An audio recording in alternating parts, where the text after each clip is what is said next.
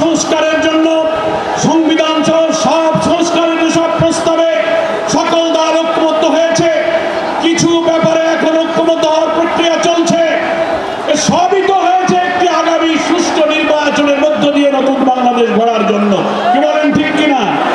আমরা শুনতে পাচ্ছি না এই সংস্কারগুলো যা একমত হওয়া যাচ্ছে এগুলো এখন বাস্তবায়ন হবে না। ক্ষমতায় যাবে নতুন সরকার, 2 বছর পর এগুলো বাস্তবায়ন করা হবে। আপনারা কি সেই জন্য রক্ত দিয়েছেন? কোন দল ক্ষমতায় গেলে সকল দলের সার্বজনীন মতামতের ভিত্তিতে রাষ্ট্রীয় সংস্কারের প্রস্তাবগুলো বাস্তবায়ন করবেন কি করবে না তা নিয়ে জাতির সংশয় আছে।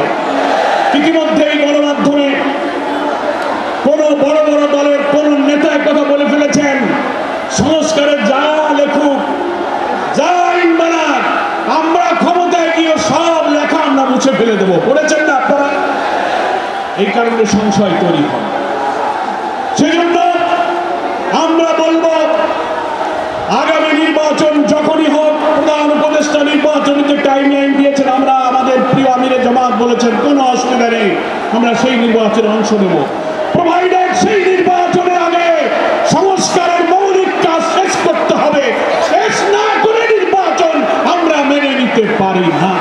আবু সাইদ মুগ্ধ কিভাবে গুলির পর গুলি দেখে দাঁড়িয়ে থেকে হাতটা চারিদিকে চলে দিয়ে ঘুরে পড়েছিল। সাইদ মুগ্ধ যদি বেঁচে থাকতো আজকের বিপ্লবের প্রথম বার্ষিকী দেখেছে আজকে আনন্দ উদযাপন করত। 5 আগস্টের সূর্য উদয় হয়েছে বাংলাদেশে, হত্যা করে যে লাশ ফেলে দেওয়া হয়েছে এখানে, সেও বেঁচে থাকলে আজকের এই উৎসবে শরীক হতো। হেলিকপ্টার থেকে গুলি করে শিশু সহ যে মানুষদের হত্যা করা হয়েছিল, নিহত লাশগুলো পুড়িয়ে আগুনে ছাই করা হয়েছিল। আজকের এই বিজয়ের বার্ষিকীতে সেই সব নির্মম নিষ্ঠুরতার সত্তর জুলাই যোদ্ধাদেরকে আমরা গভীর শ্রদ্ধার সাথে স্মরণ করছি। হাজার হাজার ছাত্র ছাত্রী, নারী পুরুষ, শিশু, হকার, দিনমজুর, বুটে মজুর, কলি, হকার আহত হয়ে কাতরাচ্ছে। কেউ বিদেশে, কারো চোখ নাই, মাথার মগজ নাই, হাত নাই, পা নাই। আমরা যখন ডাকি স্ট্রেচারে করে একটা ঘোরাতে ঘোরাতে আমাদের আজকের বিজয়ের দিনে আমরা সেই সব শোকাহত, আত্মত্যাগী, গর্বিত শহীদ এবং আহতদের এবং তার পরিবারদের গভীর শ্রদ্ধার সাথে স্মরণ করছি।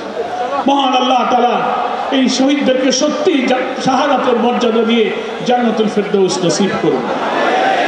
যারা আহত হয়েছেন আমরা আল্লাহর কাছে বলবো, আল্লাহ তুমি আর আমাদের জীবনগুলো নিয়ে না, এদেরকে বাঁচিয়ে রাখো। নতুন বাংলাদেশের স্বপ্ন এদেরকে বাস্তবে দেখে যাওয়ার তৌফিক দাও। এরা যেন বেঁচে থাকে, এরা যেন সুস্থ হয়, সক্ষম হয়।